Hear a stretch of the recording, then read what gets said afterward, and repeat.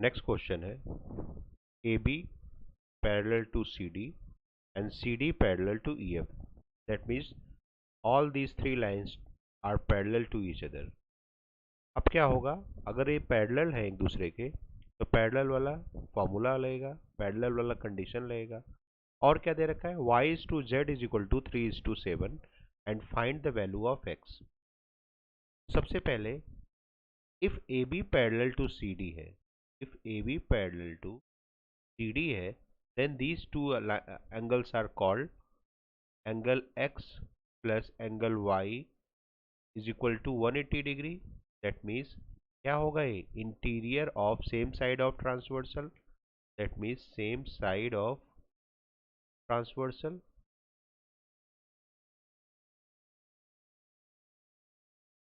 Now और if these angles are 180 degree और CD parallel to EF है, तो CD parallel to EF है, तो this one is angle Z, तो ये भी एंगल Z ही होगा। That means angle Z is equal to, उसका नाम क्या दूं मैं, एंगल COF बोल सकता हूँ, एंगल COF, बिल्कुल। दैट मीन्स ये दोनों एंगल्स इक्वल है, तो ये Z है तो वो भी Z होगा। Now y plus Z by linear pair angle y plus angle Z is equal to कितना होना चाहिए, 180 डिग्री होना चाहिए। Angle y is to z का रेशियो दे रखा है, तो इसको मैं लिख सकता हूँ 3xy को, और z को क्या लिख सकता हूँ 7x, that is should be equal to 180 degree. 10x should be equal to 180 degree, यानी x इज इक्वल टू 18 आ गया हमारा। If x is equal to 18 तो एंगल y क्या होगा, angle y is equal to 3x है, that means 3 into 18 54 degree. और angle z क्या होगा, 7x है, 7 into 18 that is equal to 126 degree. और angle y is equal to angle z है कहाँ पे, angle y plus angle x plus angle y की वैल्यू 180 डिग्री है, since angle x plus angle y is equal to 180 degree.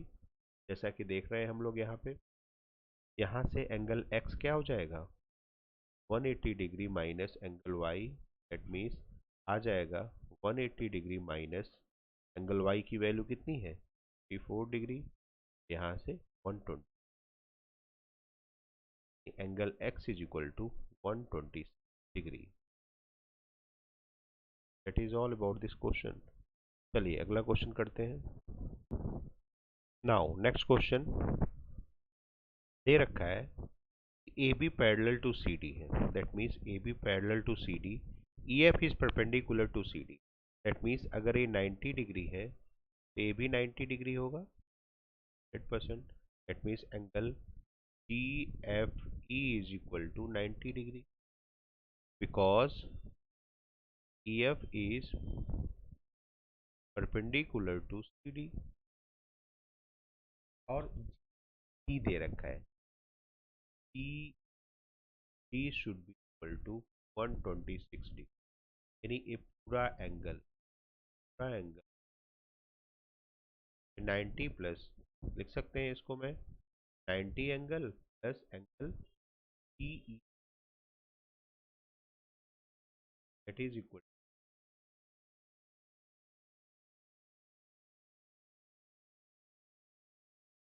Now angle GEF क्या हो जाएगा,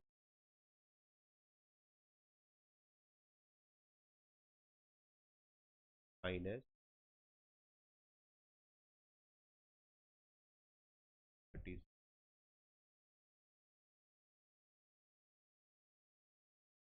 angle GEF एक तो एंगल आ गया हमारा। अब ए वाला एंगल क्या होगा, अगेन ये हमारा कितना इक्वल टू 90 है, ये अपने आप आ जाएगा by triangle property, sum of the all angle of a triangle is 180 degree, therefore angle G या FGE, angle F should be equal to 180 degree minus sum of these two angle, that is 90 degree A वाला angle और A वाला angle 36 degree. तो कितना हो जाएगा ये 180 degree minus 126 degree and that is equal to 4 degree. Angle F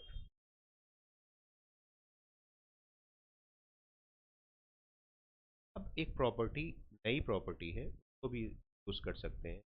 that means ए वाला angle find out कर। ए वाला एंगल क्या होगा exterior angle of this triangle, F का exterior angle. Exterior angle is equal to sum of two opposite interior angle, that means angle A G should be equal to sum of two opposite interior angle, that means EFE plus angle F, that means angle AG equal to 90 degree plus 36 degree is 120।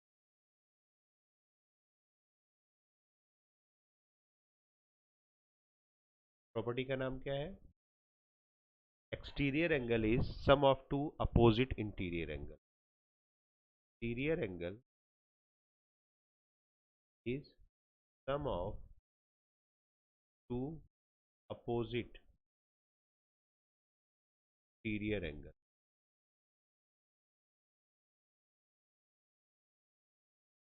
This is the name of that property। Okay, चलिए move on to next question।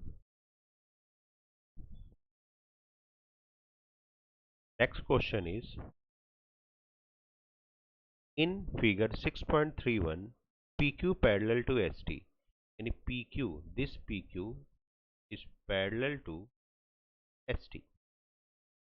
Angle PQR is equal to 110 degree, angle RST is equal to 130 degree।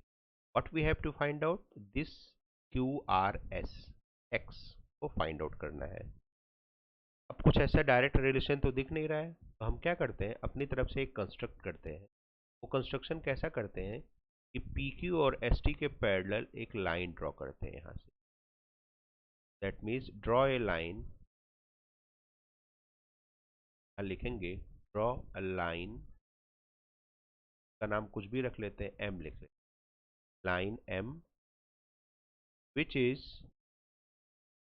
parallel to PQ। अगर PQ के parallel होगा तो ST के parallel तो होगा ही। और इस एंगल्स को मैं क्या ले लेता हूँ Y और इसको Z ले लेता हूँ। ध्यान दो if PQ parallel to line M तो क्या होगा 110 डिग्री और Z 110 degree, that means angle अगर मैं लिखना चाहूँ PQR plus angle Z is equal to 180 degree होगा। कैसे same side of transversal.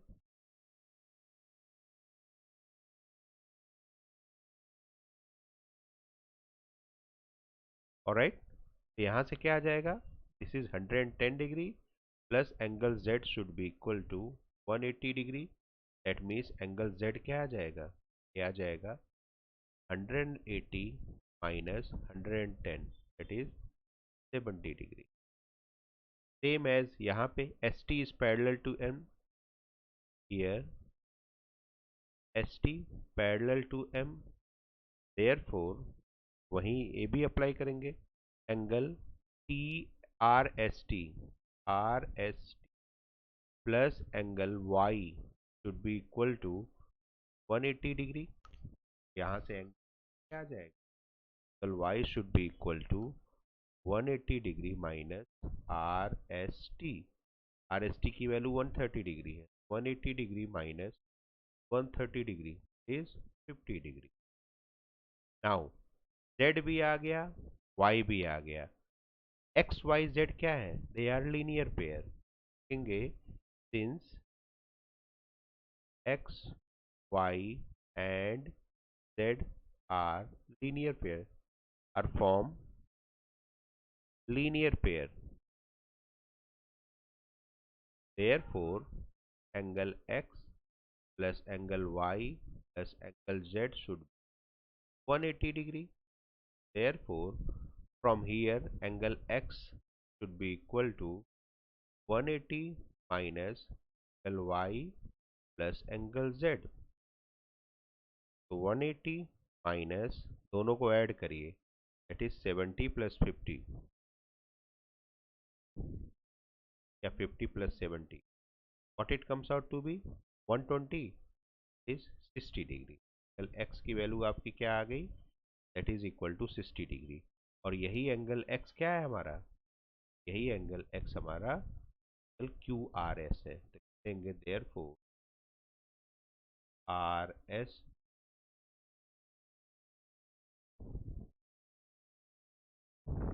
That's all.